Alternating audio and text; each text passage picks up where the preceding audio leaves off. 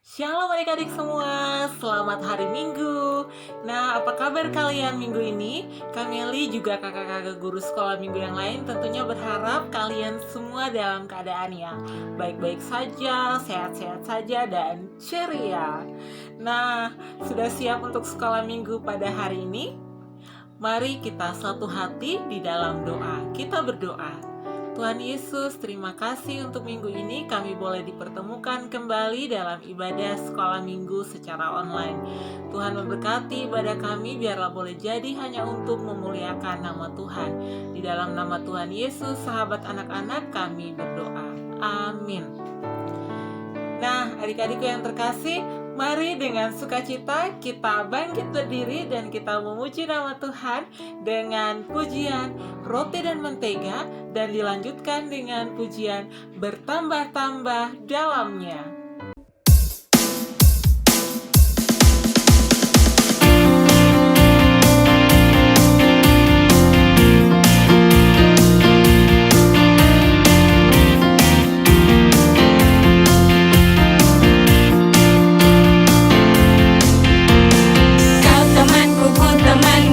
Selalu bersama seperti mentega dengan roti.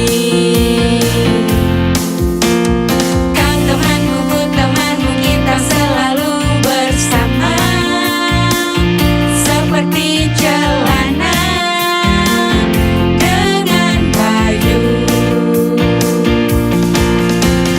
Ku akan selalu mendukungmu, mendorongmu terus maju. Dan bila kau sedih, ku akan mendoakanmu dalam Tuhan. Kau temanku, ku temanmu, kita selalu bersama seperti mentega dengan roti, seperti celana dengan baju, seperti dirimu dan diriku.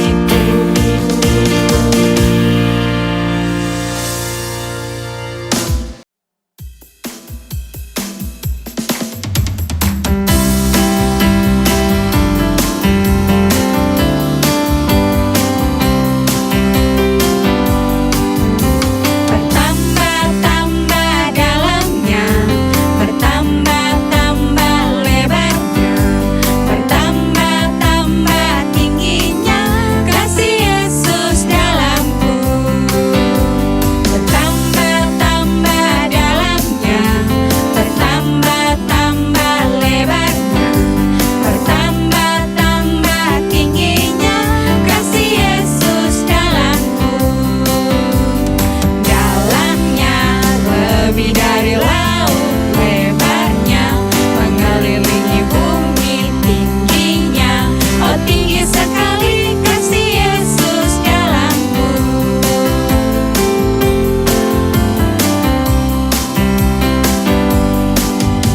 Bertambah-tambah dalamnya, bertambah-tambah lebarnya, bertambah-tambah tingginya kasih Yesus dalamku. Bertambah-tambah dalamnya, bertambah-tambah lebarnya, bertambah-tambah tingginya kasih Yesus dalamku.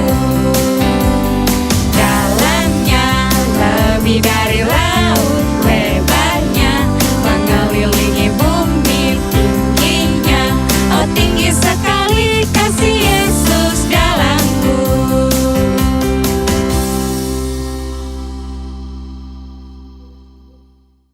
Silakan duduk kembali adik-adik.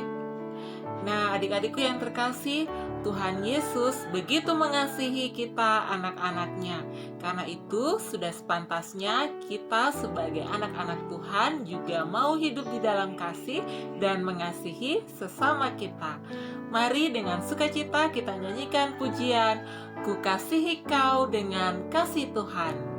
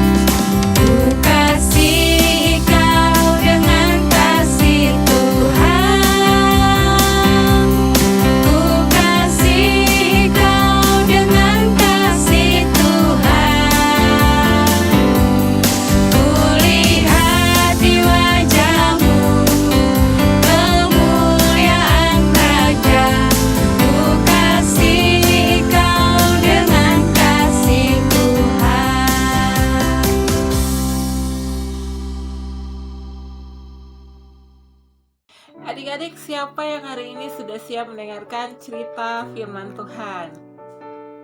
Wah, semuanya ya. Kalau gitu mari kita siapkan hati kita untuk belajar dari kebenaran firman Tuhan. Kita nyanyikan pujian Yesus Kupanggil.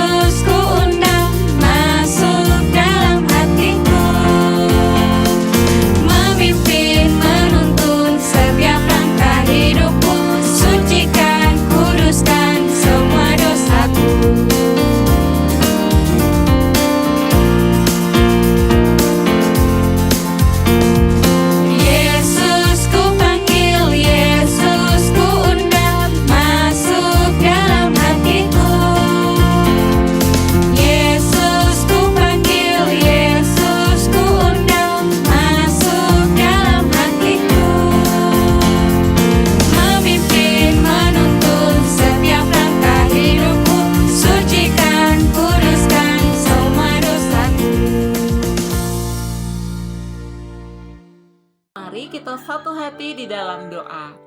Tuhan Yesus, kami siap untuk belajar dari kebenaran firman Tuhan. Berkati kami dan tolong kami untuk kami boleh mengerti dan juga kami mau melakukannya dalam kehidupan kami sehari-hari. Di dalam nama Tuhan Yesus, firman yang hidup itu kami berdoa. Amin. Adik-adikku yang terkasih, siapa di antara kalian yang pernah melakukan sesuatu yang baik atau menolong teman kalian, tetapi masih saja ada teman yang tidak menyukai apa yang kalian perbuat? Mungkin kalian pernah merasakan itu. Nah, adik-adik, ternyata itu juga dirasakan oleh Tuhan Yesus. Kalau kita melihat dan membaca cerita perjalanan pelayanan Tuhan Yesus di dalam Alkitab, adik-adik, kita akan dapati bahwa semua hal yang dilakukan Tuhan Yesus adalah hal-hal yang baik. Tuhan Yesus mengajar, Tuhan Yesus juga melakukan banyak mujizat. Bahkan Tuhan Yesus menyembuhkan orang-orang yang sakit yang membutuhkan pertolongan Tuhan Yesus.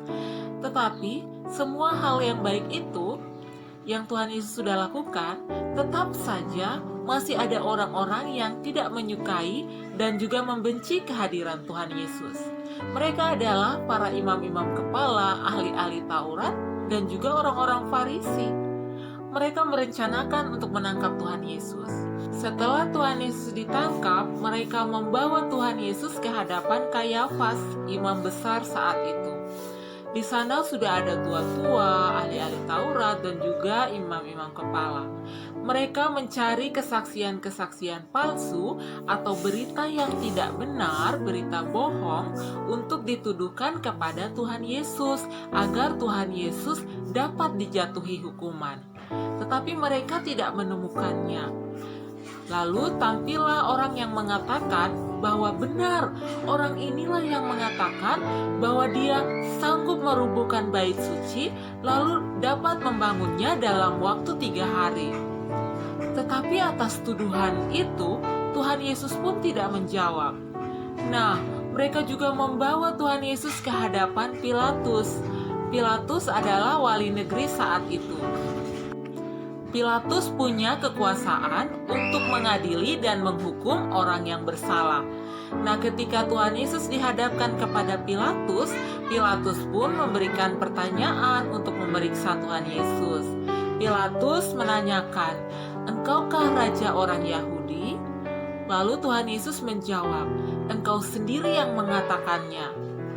Nah, adik-adik, Pilatus tidak mendapati suatu kesalahan di dalam diri Tuhan Yesus yang mengharuskan Tuhan Yesus harus dihukum.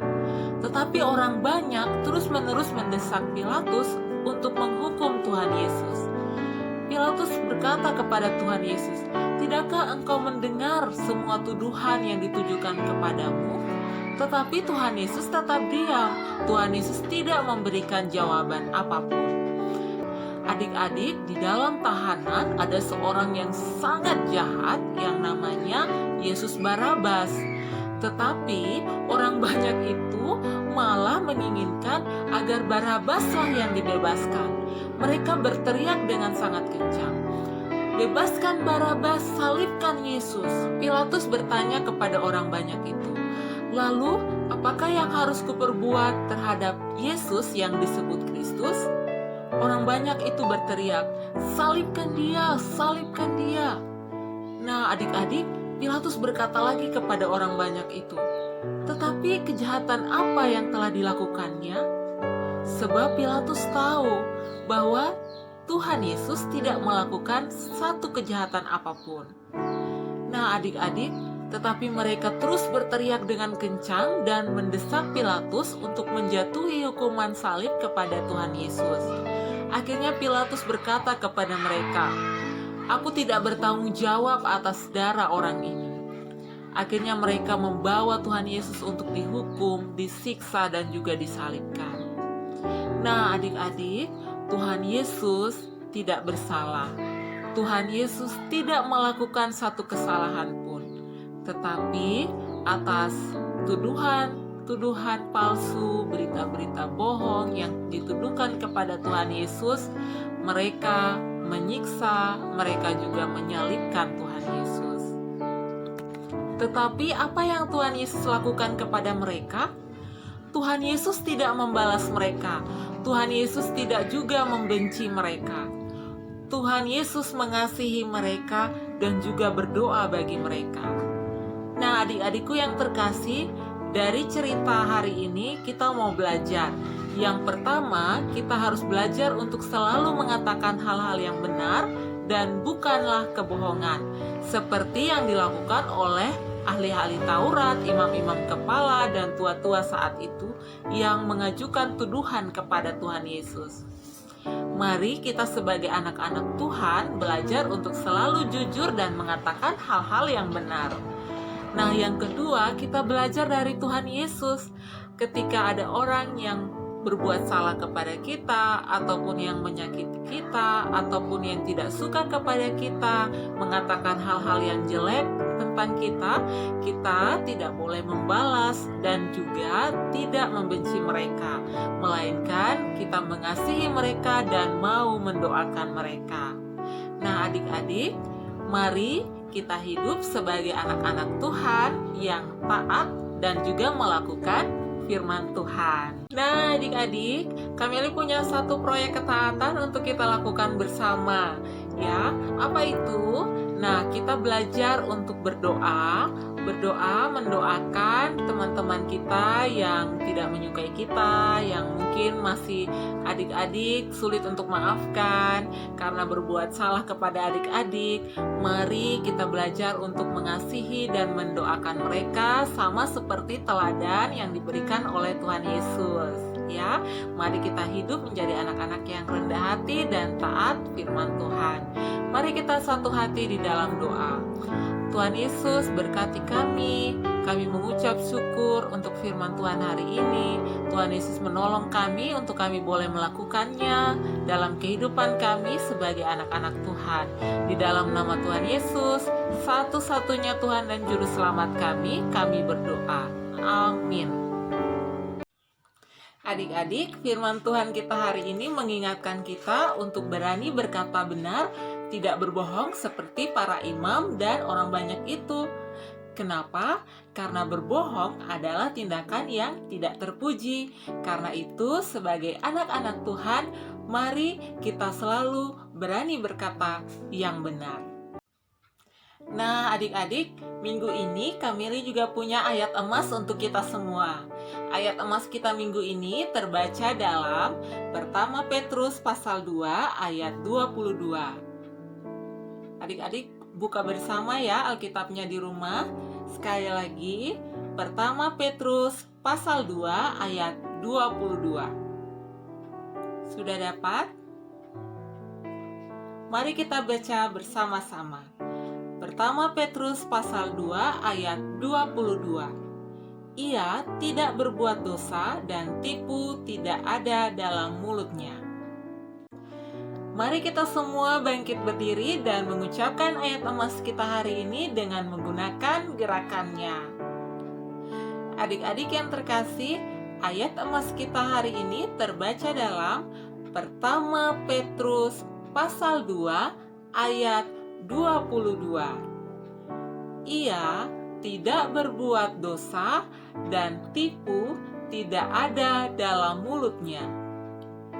Sekali lagi ya, ayat emas kita hari ini terbaca dalam Pertama Petrus pasal 2 ayat 22. Ia tidak berbuat dosa dan tipu tidak ada dalam mulutnya. Terima kasih adik-adik, silahkan duduk kembali. Adik-adik yang terkasih, mari dengan sukacita kita berikan persembahan syukur kita. Mari kita nyanyikan pujian Aku Bawa dan Berikan.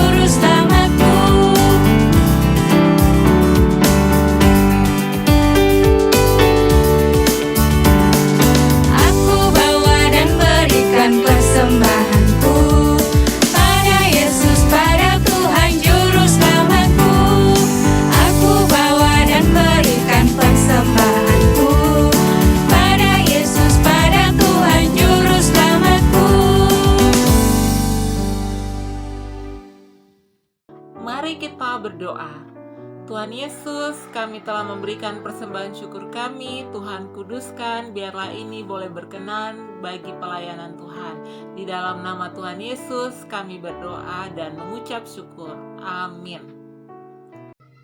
Adik-adik, kita sudah berada di penghujung sekolah minggu online kita hari ini, dan mari kita berdoa memohon berkat Tuhan. Tuhan Yesus, terima kasih ibadah sekolah minggu kami secara online hari ini boleh berjalan dengan baik. Tuhan terus memberkati kami semua, anak-anak, semua guru-guru sekolah minggu, dan juga para pelayan Tuhan yang ada di Gemit Kota Baru. Berikan kami kesehatan dan juga kekuatan. Biarlah pandemi ini boleh berakhir dan kami boleh mengadakan kegiatan tatap muka lagi ya Bapa. Mengampuni dosa kami. Di dalam nama Tuhan Yesus kami mau terus mengimani bahwa kasih setia, tuntunan dan penyertaan dari Allah Tritunggal senantiasa menuntun dan menyertai kami. Amin. Kami mengucapkan terima kasih kepada Bapak Mama dan kakak-kakak semua yang telah mendampingi adik-adik sekolah minggu online hari ini. Sampai jumpa di sekolah minggu depan. Tuhan Yesus memberkati kita semua. Dadah.